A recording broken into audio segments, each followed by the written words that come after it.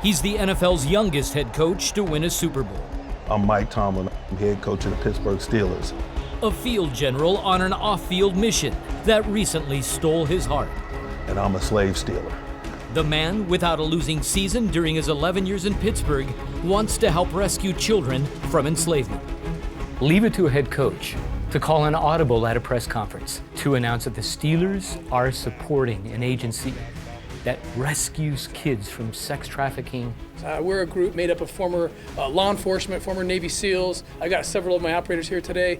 We work with law enforcement. We go undercover in this dark, dark world. You initiated that. What was the turning point, Mike, to be involved? It didn't take long to get there. All you have to do is be exposed to what Tim and company are doing at O.U.R. I spent some time praying about it and thinking about it, as did my wife, and bring O.U.R. out here and spend a couple days with us as a football team. You know, God would take a hold of that and provide direction for all of us, and the relationship has grown. What is it about Operation Underground Railroad that you admire? They're a nonprofit organization that provides latitude to have partnerships with other governments and really eliminate a lot of red tape. And that's what you gotta do, man. We're trying to rescue kids in the sex slave industry. These are guys that are kind of cut like I'm cut. They see a problem, and then they go about solving it. Action takers. Well, those are the type of guys you want to come alongside and pray for and help. How have the players responded, and how have you seen their lives impacted by it? From a professional football standpoint, there's so many things, initiatives and causes going on that in some way potentially divide someone in some corner of the room. And the minute we presented them and the work that they're doing to the team, it was something that unified the group. Every man was moved, and it's been 100% participation, different from man to man, obviously, and that's a beautiful thing. Describe that Steeler football brand and reputation, no nonsense and tough, that doubles up as a requirement for what it would take for any of us to rescue the enslaved and the trafficked. The same principles that we live by as an organization and as a football team. You know, our brother can depend on us. We don't make excuses. We believe in taking action as opposed to making statements. Those things embody O.U.R. and what they're doing. And this is God's work. This is not the work of men. The pieces fit too perfectly together. They're black and gold, determined years ago before they met us.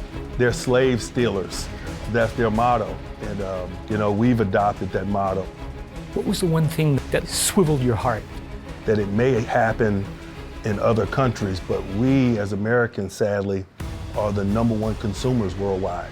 We drive the market, American citizens.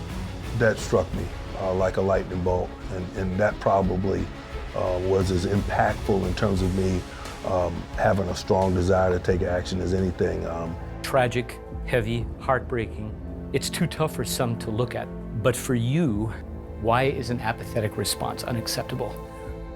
It is tough for me to look at, but I also know that's one of the reasons why you gotta look at it. And that's one of the reasons why it pushes you to action. As difficult as it is to fathom, it's probably just as tough not to take action once you've crossed that bridge. Speak to me as a father of 3 that includes 1 daughter. Yeah. How and where does that hit you the most deeply as a dad?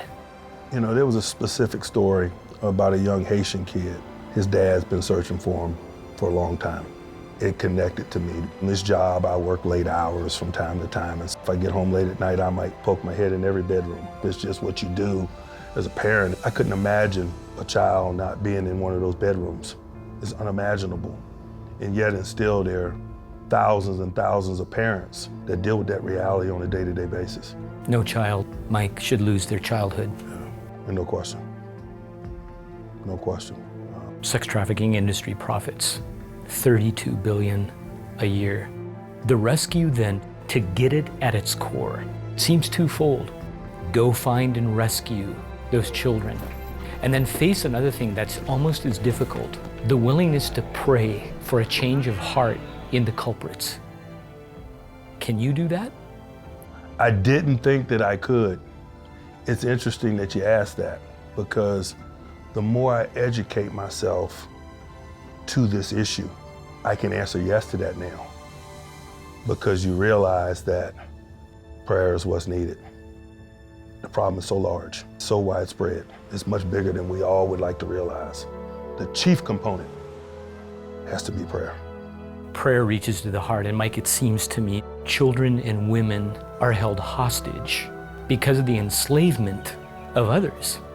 From your experience, what and who frees you from your own personal imprisonments? That's an interesting question. I get challenged in ways that keeps my confidence properly placed. There's so much in our business that fosters real humility. It has fostered my personal relationship with my Lord and Savior. I just think about the grace. It is just an unbelievable thing. And that's one of the reasons why it pushes you to action.